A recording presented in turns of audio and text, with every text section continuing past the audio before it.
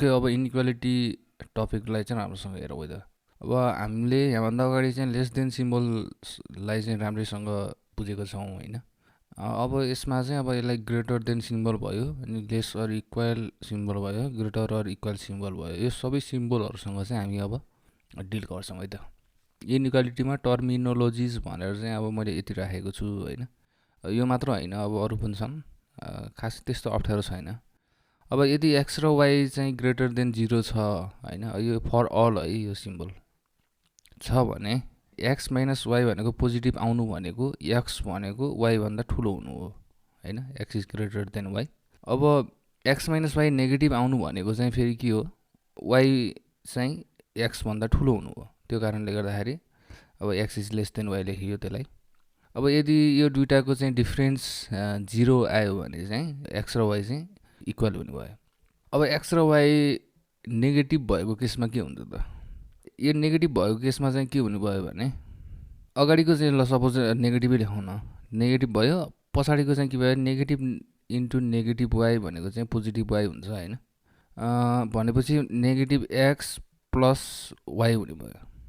अब यसमा चाहिँ के भयो भने यदि यो पोजिटिभ आयो भने वाई भनेको चाहिँ एक्सभन्दा ग्रेटर हुने भयो, ठ्याक्कै यसको उल्टो भयो। अनि यदि यो नेगेटिभ आयो भने एक्स भनेको चाहिँ वाई भन्दा ग्रेटर हुने भयो।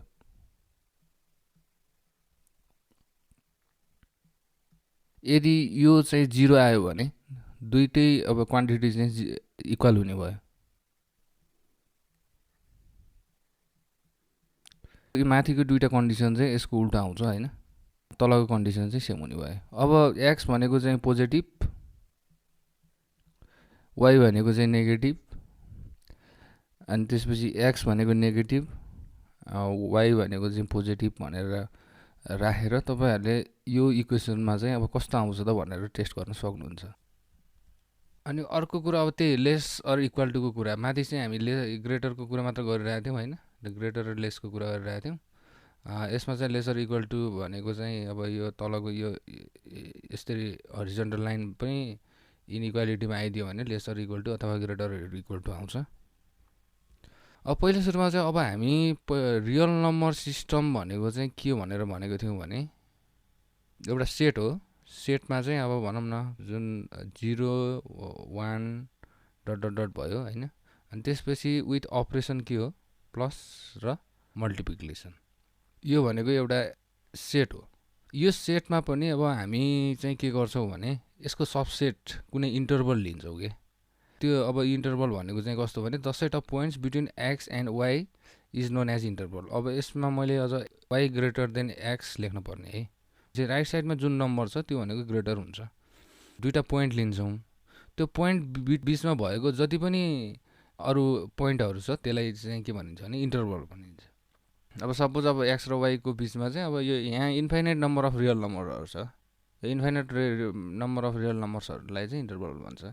अनि यो जुन यो एक्सट्रिम पोइन्टहरू छ, यो एक्सट्रिम पोइन्टहरूलाई चाहिँ अब इन पोइन्ट्स भन्छ, माथिकोलाई चाहिँ अप्पर बाउन्ड भन्छ, तलको चाहिँ लोअर बाउन्ड भन्छ। इन्टरभलमा पनि धेरै किसिमको इन्टरभलहरू हुन्छ। अब यदि माथिको चाहिँ जुन एन्ड पोइन्टहरू छ नि एक्स र वाई, यो दुइटैलाई चाहिँ हामीले इन्क्लुड गरियो। अब यसमा यो ग्राफिकल्ली हेर्दाखेरि यो रियल लाइनमा चाहिँ हामीले यो सोलिड उसले चाहिँ के अरे डटले चाहिँ उ गरिन्छ होइन। अनि अर्को म्याथमेटिकल उमा चाहिँ सिम्बलमा चाहिँ के हुन्छ भने यो फुल ब्राकेट गरियो भने यो इन पोइन्ट एक्स र वाई पनि इन्क्लुड छ भनेर जनाउँछ।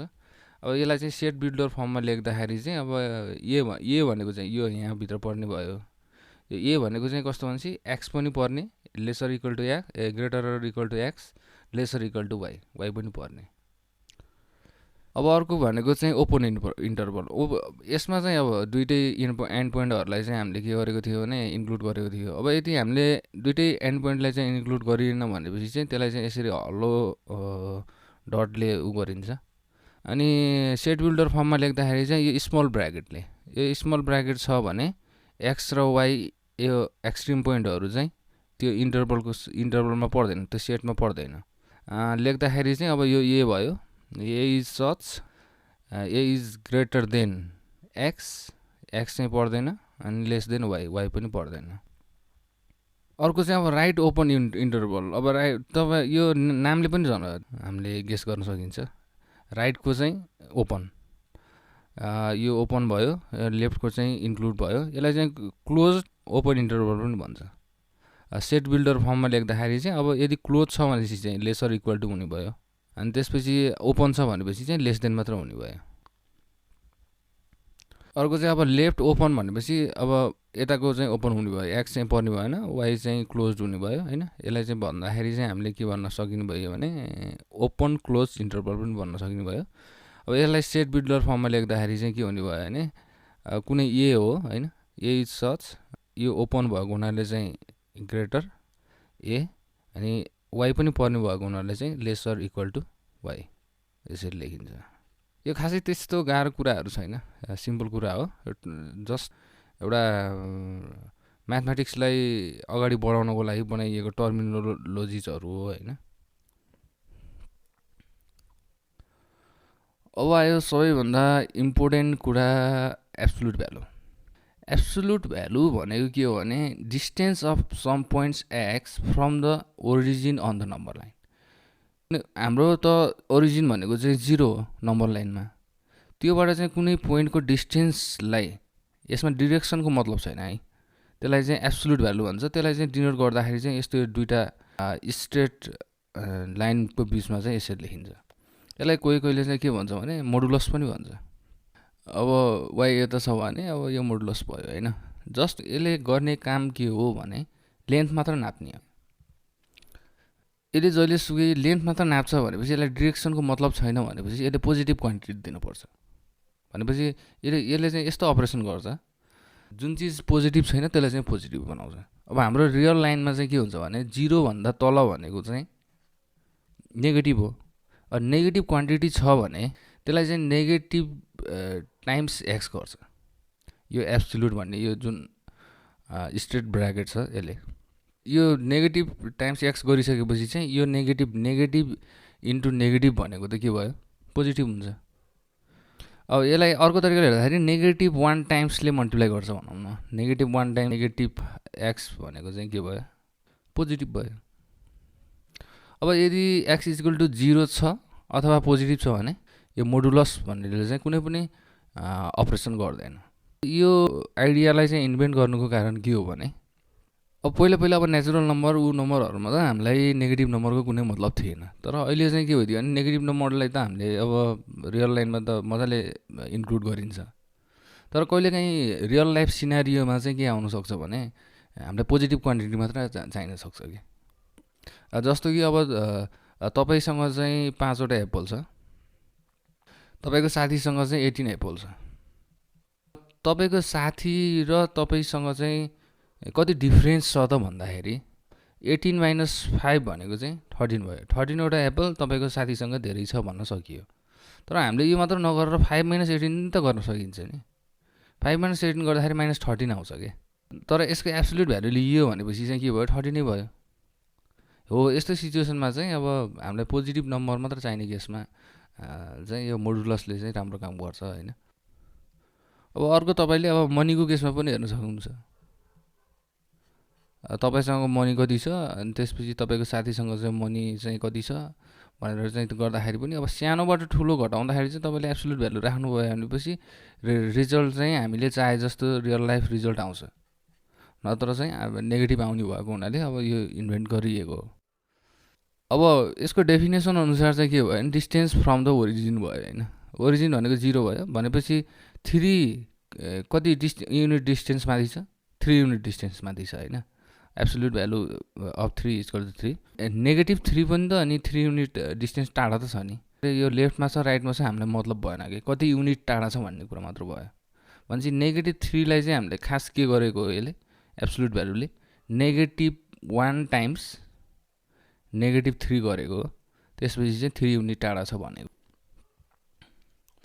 अर्को कुरा चाहिँ नोट गर्नुपर्ने कुरा के भनेपछि अब एब्सोल्युट भ्यालुको सबैभन्दा स्मलेस्ट पोसिबल भ्यालु भनेको चाहिँ 0 हो। भनेर डिस्टेन्स 0 हुनु, अब ओरिजिनबाट डिस्टेन्सै नहुनु भनेकै त अब सबैभन्दा स्मलेस्ट भ्यालु भयो नि त। अब ग्रेटर भ्यालु भनेको पोजिटिभ भयो होइन। भनेपछि absolute value is always greater or equal to 0 हुने भयो, नेगेटिभ चाहिँ हुँदैन। A distance between any two points x and y on the number line, यो चाहिँ एकदम इम्पोर्टेन्ट छ होइन। अब यो मैले तपाईँहरूलाई पहिल्यै भनिसकेँ, अब जिआरईमा पनि अब यो एब्सोल्युटको बारेमा चाहिँ बढी नै आउँछ क्वेसनहरू। यसमा चाहिँ अब तपाईँको कुनै पोइन्ट छ, यता चाहिँ -13 छ, यता चाहिँ अब 2 छ। तपाईँले चाहिँ यो दुईटा बिच चाहिँ कति डिस्टेन्स छ भनेर गर्नको लागि चाहिँ अब 0 बाट यता चाहिँ 13 युनिट छ, अनि त्यसपछि यता चाहिँ 2 युनिट छ भने 13 + 2 14 युनिट भनेर भन्न पनि सकिन्छ। अर्को तरिका भनेको चाहिँ डाइरेक्ट अब योबाट यो माइनस गरिदिने अनि एब्सोल्युट लिइदिने कि एब्सोल्युट अफ -13 - 2 इक्वल टु -15। यसलाई चाहिँ अब पोजिटिभ बनाउँछ 15 होइन। अब 2 माइनस पनि गर्न सकिन्छ हामीले, 2 माइनस -13 एब्सोल्युट चाहिँ लिनै पऱ्यो है।